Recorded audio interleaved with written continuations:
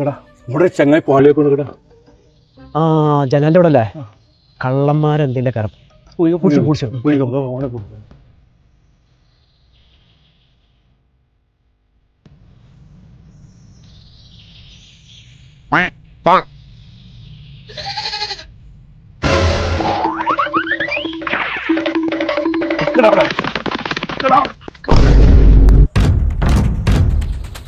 എടാ നമ്മള് സ്കൂളിൽ മാഷല്ലടാ ഇജ്ജായി പണിയായിരുന്നു ആരോടും പറയരുത്, ഞാൻ ആരോടും പറയുന്നത് പാവാണ്, ഒന്നും ചെയ്തില്ല, പാവാണ്, ആരോടും പറയരുത്. സജേട്ടാ നമുക്കേ ഇവരെ പോലീസിനെ ഏൽപ്പിക്കാം.